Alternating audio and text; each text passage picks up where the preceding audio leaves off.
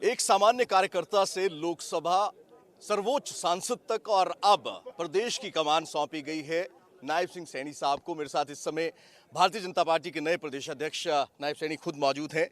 Sir, एक बड़ी जिम्मेदारी दी गई है आपको। जो जिम्मेदारी दी गई, आपने एक सामान्य कार्यकर्ता से शुरुआत की गई थी, लेकिन जो जिम्मेदारियां दी गई उनको बाखूबी निभाया है। लोकसभा में रिप्रेजेंट कर रहे हैं आप अभी भी प्रदेश को, लेकिन अब प्रदेश के अध्यक्ष के तौर पर भारतीय जनता पार्टी की नई जिम्मेदारी आपके कंधों पर। ये बोझ जो है कितना भारीपन है और किस तरह से नायब सैनी इसको जो है टैकल करने वाले हैं? देखिए, इस वजन को जो केंद्रीय नेतृत्व ने हमें जिम्मेवारी दी है, इसको हंसते हंसते हम इसको पूरा करेंगे। और क्योंकि आज हमारे सामने क्योंकि जो काम किए हैं, चाहे केंद्र सरकार ने काम किए हैं, चाहे प्रदेश सरकार ने काम किए हैं, और जो धरातल तक वो पहुंच रहे हैं, हमारा संगठन नीचे तक खड़ा है, पन्ना पेज प्रमुख तक हमारा संगठन खड़ा है। और हमारे पेज के सम्मेलन भी लगातार हरियाणा प्रदेश के अंदर चल रहे हैं। संगठन मजबूती से काम कर रहा है, गति से काम कर रहा है। आदरणीय धनखड़ जी ने उसको बड़ी गति देने का काम किया है। और अब भी उस संगठन के बल के ऊपर जो सभी योजनाएं हैं, प्रदेश सरकार की हैं, केंद्र सरकार की हैं, उन सब योजनाओं को जन जन तक पहुंचाने का काम, उसका चर्चा करने का काम, हर घर के अंदर जो हमारे जिनको लाभ मिला है उसकी बात करने का कार्य संगठन के बल के ऊपर हम करेंगे। और मैं आदरणीय JP नड्डा जी का, आदरणीय नरेंद्र मोदी जी का, आदरणीय अमित शाह जी का, आदरणीय ठाकुर राजनाथ जी का और हमारे हरियाणा प्रदेश के लोकप्रिय मुख्यमंत्री आदरणीय मनोहर लाल जी का मैं दिल से धन्यवाद करना चाहूँगा कि एक छोटे से कार्यकर्ता को जो एक बूथ का कार्यकर्ता था, आज प्रदेश का अध्यक्ष बनाया है। और जो अपेक्षा संगठन ने की है, उस अपेक्षा के ऊपर 100% हम खरा उतरेंगे। और कांग्रेस जो एक झूठ का वातावरण तैयार करती है, हमारे सामने एक ही चैलेंज है, क्योंकि उनके पास मुद्दा नहीं है कांग्रेस के पास। और कांग्रेस हमारे सामने चैलेंज है कि कांग्रेस झूठ बोलती है, झूठ बोल करके लोगों को गुमराह करती है। उस झूठ से लोगों को बचाना कि वो ये झूठ ना फैला सके। और इस प्रकार की आज गारंटियाँ देते हुए फिरते हैं और फिर एक तरफ बोलते हैं कि हम 4 मुख्यमंत्री बनाएंगे। अभी उनको विश्वास नहीं है, क्योंकि कांग्रेस में ही मतभेद हैं।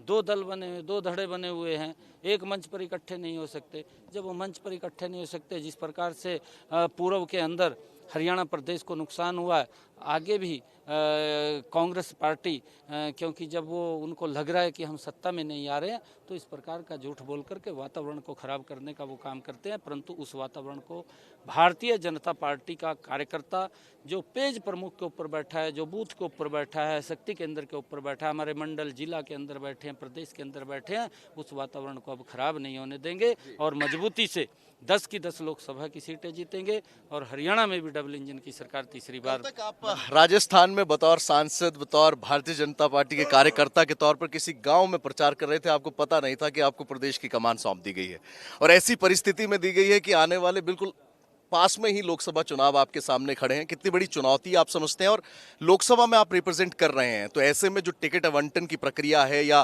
तमाम जो आगे की प्रक्रियाएं शुरू होंगी चुनाव को लेकर, उसको लेकर क्या आपने एक्सपीरियंस का जो लोकसभा एक्सपीरियंस आपने गेन किया है, किस तरह से कैंडिडेचर रहता है, किस तरह से चुनाव लड़ा जाता है, उसका इस्तेमाल किस तरह? देखिए, वो संगठन के अंदर हमारी सारी प्रक्रियाएं चलती रहती हैं, उसके अंदर चिंता नहीं है। हमें चिंता है कि जो केंद्र सरकार नीचे तक लाभ पहुंचा रही है, प्रदेश सरकार लाभ पहुंचा रही है, बड़े बड़े काम सरकार कर रही है, उन कामों को धरातल के ऊपर उतारना, संगठन को मजबूत करना, संगठन को मजबूत करते हुए संगठन को बढ़ाना।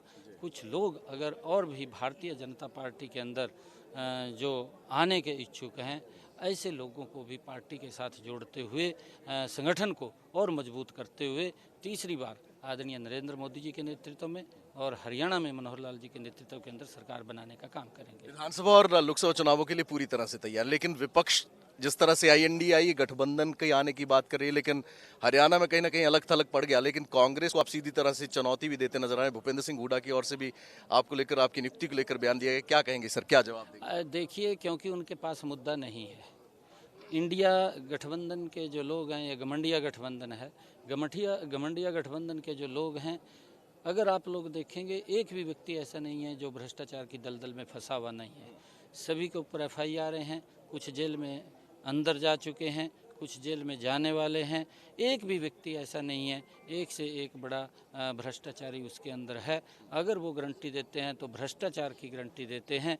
नरेंद्र मोदी मनोहर लाल जी विकास की गारंटी देते हैं कि हम विकास करेंगे, और उसके दम के ऊपर आज जो हमारा संगठन है, इस संगठन के बल के ऊपर जो हमारे श्रेष्ठ कार्यकर्ता है, उन सब का आशीर्वाद लेते हुए, जो हमारे समानांतर के कार्यकर्ता हैं, उन सब को साथ लेते हुए, जो हमारे से छोटे आयु में कार्यकर्ता हैं, उन सब को उनका सहयोग लेते हुए भारतीय जनता पार्टी मजबूती से हरियाणा प्रदेश के अंदर 10 की 10 लोकसभा की सीटें जीतेगी। चाहे निकाय का चुनाव है, चाहे विधानसभा का चुनाव है, कमल का फूल परचम लहराएगा, क्योंकि काम किए हैं। चाहे गांव है, चाहे शहर है, हर क्षेत्र के अंदर समान रूप से आदरणीय मुख्यमंत्री मनोहर लाल जी ने काम किए हैं। नहीं तो हमने देखा है कि पूर्व की सरकारों के अंदर जब मुख्यमंत्री बनता था तो ये चर्चा आ जाती थी कि एक क्षेत्र का काम हो रहा है, पूरे हरियाणा प्रदेश की अनदेखी हो रही है। परंतु मनोहर लाल जी के नेतृत्व में हरियाणा एक, हरियाणवी एक, ये शब्द नहीं है, इसको धरातल के ऊपर उतारने का काम आदरणीय मुख्यमंत्री मनोहर लाल जी ने किया, और पूरे हरियाणा प्रदेश का समान रूप से विकास करने का कार्य इन 9 वर्षों के अंदर मनोहर लाल जी ने किया। बहुत सारी योजनाएं हैं 9 वर्ष सरकार ने हरियाणा प्रदेश के अंदर पूरे किए हैं। उन सब योजनाओं को नीचे तक पहुंचाने का काम करेंगे। आदरणीय मुख्यमंत्री जी ने जो जन संवाद के कार्यक्रम शुरू किए हुए हैं, आज स्वयं मुख्यमंत्री जी जाते हैं, मंत्री जाते हैं, सांसद जाते हैं, विधायक भी उन कार्यक्रमों के अंदर जाते हैं। मैं स्वयं भी उन कार्यक्रमों के अंदर गया। मैंने देखा है कि लोगों की जो समस्याएं हैं, बहुत छोटी समस्याएं हैं, और उनको मौके पर ही उसका निदान करते हैं। और आदरणीय मुख्यमंत्री जी की ये सोच है कि जो लाभ पात्र व्यक्ति है, जो गरीब व्यक्ति है, उस तक सरकार की योजनाओं का लाभ पहुंचना चाहिए, और वो कमिटमेंट हम वहां जाकर के करते हैं, ताकि हर व्यक्ति को सरकार की योजनाओं के साथ जोड़ करके उनका लाभ उनके घर तक पहुंचाया जा सके। आप बड़ा स्पष्ट तौर पर जवाब देते हैं। मेरा आपने बड़ी खूबसूरती के साथ धनखड़ साहब की तारीफ कर दी कि उन्होंने संगठन जो है वो ज़मीनी स्तर तक जो काम किया है। लेकिन जब अमूमन मैं अपना भी एक एग्जांपल देता हूं, अगर चैनल में भी मेरे जैसा अगर कोई चेंज होता है तो वो अपनी टीम ज़रूर लेकर आता है। तो नायब सैनी किस तरह से रहेंगे अब संगठन को लेकर? क्या कुछ कोई बदलाव देखने को मिल सकते हैं आने वाले समय में? या देखिए, हमारी कमेटी है जो पार्टी के अंदर है, पार्टी के अंदर बैठ कर के चर्चा होती है कौन व्यक्ति को क्या जिम्मेवारी देनी है, और वो अपनी जिम्मेवारी को बखूबी निभाता है। सभी पूरी की पूरी टीम मजबूती से काम कर रही है, और मैंने कहा है कि आदरणीय धनखड़ जी ने ज़बरदस्त काम किया है। उनका आशीर्वाद हम लेकर के उस कार्य को आगे बढ़ाने का काम हम करेंगे। आखिरी 2 सवाल आपसे सर। संगठन और सरकार के बीच में जिस तरह का तालमेल रहता है, एक बड़ा चैलेंज रहता है प्रदेश अध्यक्ष के लिए, बतौर मुख्यमंत्री के लिए, संगठन और सरकार को लेकर जनता के साथ, कार्यकर्ताओं के साथ जनता के बीच में जाना। इस समन्वय को, इस तालमेल को बिठाने के लिए नायब सैनी क्या? नहीं, देखिए, वो दिक्कत हमारे यहाँ नहीं आती, वो दिक्कत कांग्रेस पार्टी में आती है। कांग्रेस पार्टी में अध्यक्ष किसी और तरफ जाता है, सरकार किसी और तरफ जाती है। यहाँ तो संगठन भी और सरकार भी एक दिशा के अंदर काम करती है, और जब एक दिशा में काम करते हैं तो विकास की गति बढ़ती है, और उसके अंदर कोई दो राय नहीं है। सरकार और संगठन मिलकर के मजबूती से काम करेगी। सरकार ने ज़बरदस्त योजनाएं बना रखी हैं, और ऐसी योजनाएं बना रखी हैं कि जिसका डायरेक्ट सीधा सीधा लाभ उसके खाते के अंदर जा रहा है, कि ऐसा व्यक्ति कोई छूट ना जाए कि जिस तक सरकार का लाभ ना पहुंचा हो, उस तक लाभ पहुंचाने का काम हमारा संगठन करेगा। और कहीं पर कोई विकास की बात है, कोई और कोई दिक्कत है, उसको दुरुस्त करने का काम भी संगठन के लोग करेंगे, और मजबूती से जो 2024 का चुनाव है उसके अंदर कमल का फूल। कार्यकर्ताओं से क्या अपील करेंगे सर? और जो पार्टी के नेता तलख चल रहे हैं, मैं नाम नहीं लूंगा, लेकिन कुछ नेता हैं जो आए बगाए लगातार गठबंधन को लेकर भी सवाल खड़े कर देते हैं, उनको नायब सैनी क्या जो है? नहीं, देखिए, ये हमारे केंद्रीय नेतृत्व का फैसला होता है, और उस केंद्रीय नेतृत्व के फैसले को हम स्वीकार करते हैं, जो भी फैसला ऊपर से आता है।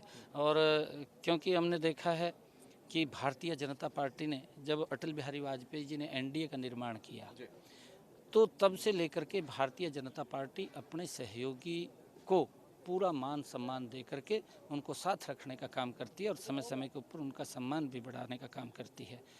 परंतु कांग्रेस के अंदर, क्योंकि कांग्रेस पहले भ्रष्टाचार के अंदर बदनाम हो चुकी थी, फिर उन्होंने यूपीए बनाया।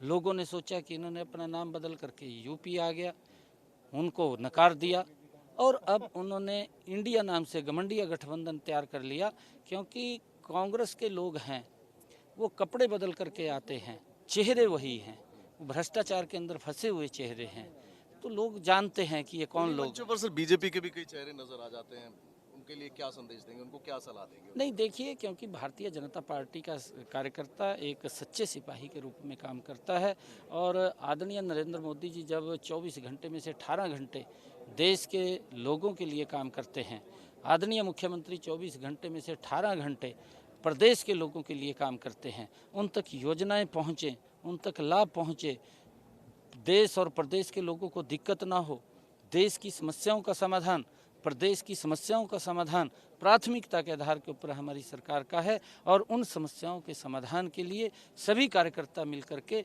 उसके अंदर लगेंगे, ताकि आम व्यक्ति को सरकार की योजनाओं के साथ जोड़ा जा सके और उनको नीतियों के बारे में बताया जा सके, ताकि आने वाले समय के अंदर फिर 10 की 10 लोकसभा की सीटें और डबल इंजन की सरकार हरियाणा के अंदर बने। इसके लिए पूरे कार्यकर्ता एकजुट होकर के काम करेंगे। मैं सभी कार्यकर्ताओं से अपील करूंगा। इंडिया न्यूज़ हरियाणा की तरफ से भी आपको बहुत बहुत शुभकामनाएं नई जिम्मेदारी के लिए।